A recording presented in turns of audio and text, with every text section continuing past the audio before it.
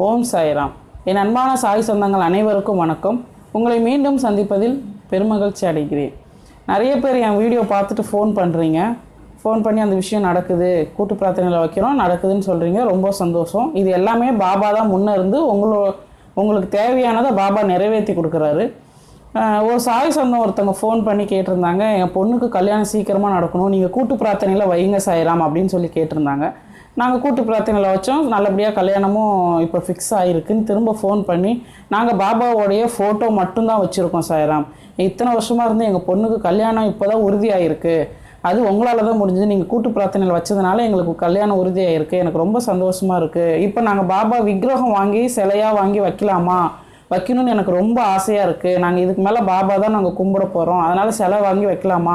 நிறைய பேர் எங்கள் அக்கம் பக்கம் வீட்டிலலாம் சொல்கிறாங்க, சிலை வாங்கி வைக்கக்கூடாது, சிலை விக்கிரகமாக வீட்டில் வாங்கி வச்சோன்னா அதுக்கு நிறைய பூஜை முறைகள்லாம் நிறைய இருக்குது, அதை நம்ம தினமும் செய்யணும், நிவேதனம் தினமும் வைக்கணும், அபிஷேகம் நிறைய செய்யணும். இதெல்லாம் செய்யலைன்னா நம்மளுக்கு பாவம் வந்துடும், தோஷம் வந்துடும், வீட்டில் கஷ்டம் அதிகமாகும், அதனால் அதை செய்யக்கூடாதுன்னு சொல்கிறாங்க.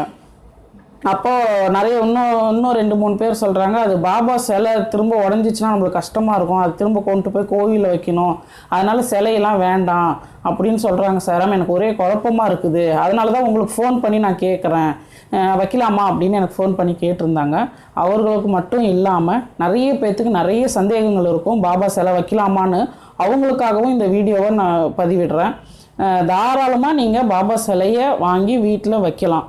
அதுக்கு பூஜை முறைகள்ங்கிறது மற்ற கடவுளுங்களுக்கு இருக்குதாங்கிறத விட பாபாவுக்கு அதோடைய பூஜை வழிமுறைகள்ங்கிறது எதுவுமே இல்லை. மனசார நம்ம வேண்டிக்கிட்டு என்னால் இதுதான் முடியும் அப்படின்னு நம்ம என்ன நிவேதனமாக வச்சாலும் பாபா அதை சந்தோஷமாக ஏற்றுக்குவார். ஒன்று செய்யவே கூடாத ஒரே ஒரு விஷயம் என்ன இருக்குன்னா, பாபாவை வெறுமா மட்டும் வைக்காதீங்க. பாபாவுடைய விக்கிரகம் சிலையாக நம்ம வீட்டில் வச்சுட்டு பாபாவை வெறுமா மட்டும் வைக்கக்கூடாது. நம்மளால் முடிஞ்சது நம்ம வீட்டில் உடச்சக்கல்ல, சர்க்கரை எல்லாமே இருக்கும், தண்ணி கூட இருக்கும். எதுவுமே என்னால் வைக்க முடியாத சூழ்நிலை அப்படின்னா தண்ணியை ஒரு கிளாஸில் தண்ணியை மட்டும் வச்சுட்டு, பாபா இது எங்கள் கஷ்டத்துக்கு இதுதான் எங்களால் முடியும்னு வைங்க, சந்தோஷமாக அவர் ஏற்றுக்குவார். நீங்கள் இவ்வளோதான் நிவேதனை வைக்கணும், இதெல்லாம் படையல் போடணுங்கிற ஒரு எந்த அவசியமும் இல்லை. மனசார வேண்டுனா போதும். உங்களுக்கு டைம் கிடைக்கும்போது பாபாவை எடுத்து குளிப்பாட்டி சுத்தப்படுத்தி நீங்கள் பூஜை பண்ணுங்கள். மற்றபடி நீங்கள் வாரம் பண்ணணும், டெய்லியும் பண்ணணும்னு சொல்கிறாங்க, இல்லைன்னா தோசை வந்துடும் அப்படின்றாங்க. அந்த மாதிரி எதுவுமே கிடையாது. தாராளமாக நீங்கள் அது பாபாவை வைக்கலாம். சில பேர் சிலை உடஞ்சிருச்சு, நாங்கள் கொண்டு போய் கோவிலில் வச்சுட்டோம் அப்படின்னு சொல்கிறாங்க சாய்ராம், அந்த மாதிரி செய்யலாமா அப்படின்றாங்க. அந்த மாதிரி எதுவுமே வேண்டாம். அதுக்கு உதாரணம் நான் தான். ஏன்னா என்னுடைய முதல் வீடியோவில் நீங்கள் பார்த்துருப்பீங்க, பாபாவுக்கு தண்ணி கூட என்னால் பால் கூட வைக்க முடியாத ஒரு சூழ்நிலை இருந்ததுன்னு நான் சொல்லியிருப்பேன்.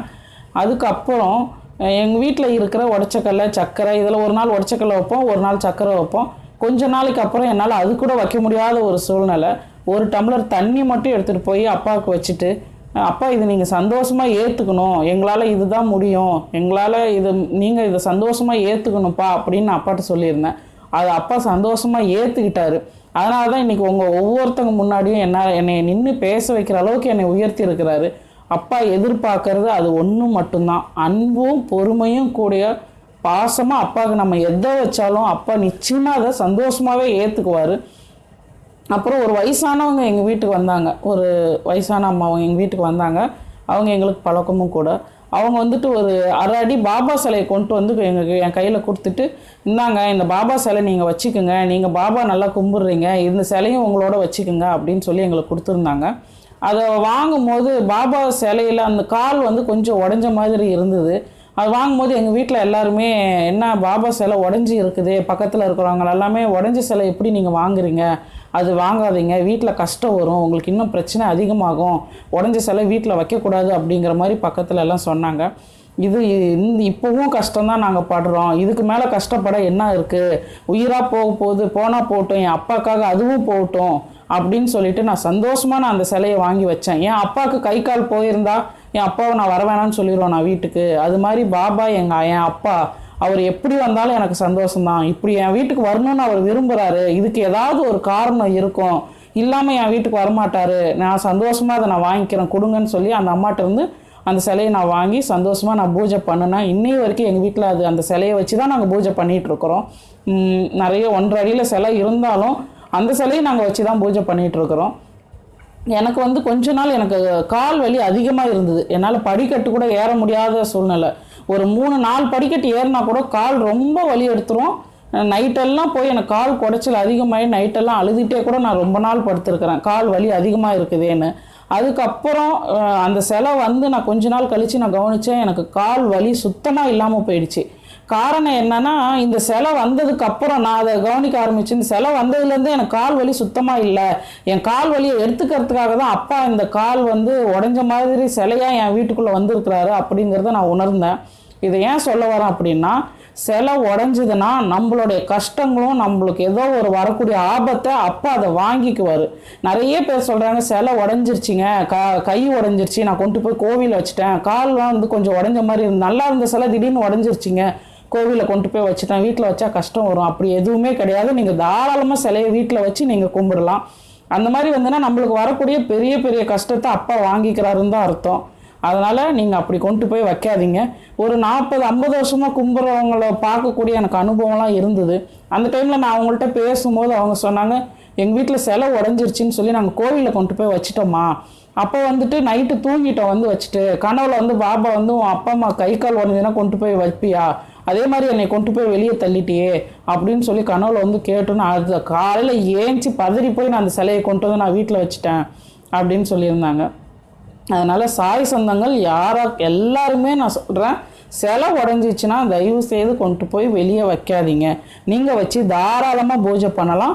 உங்களால் என்ன நிவேதனை வைக்க முடிஞ்சால் கூட நீங்கள் வைக்கலாம். என் சாய் சொந்தங்களுக்கு ஒரு அன்பான வேண்டுகோள், நீங்கள் ஃபோன் பண்ணும்போது என்னால் சில சமயங்களில் எடுக்க முடியாத சூழ்நிலை ஆகுது அப்படின்னு சொல்லி ஃபோன் பண்ணுறீங்க.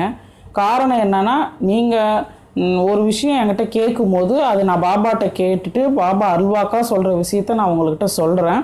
திரும்ப நீங்கள் எனக்கு நடந்துருச்சுன்னு சொல்கிற வரைக்கும் காலையில் ஒரு 200 பேரோடைய லிஸ்ட்டும் சாயந்தரம் ஒரு 200 பேரோடைய லிஸ்ட்டையும் வச்சுட்டு நான் கூட்டு பிரார்த்தனையில் தினமும் காலையில் ஒரு 3 மணி நேரம், சாயந்தரம் ஒரு 3 மணி நேரம் நான் கூட்டு பிரார்த்தனையில் பண்ணுறேன்.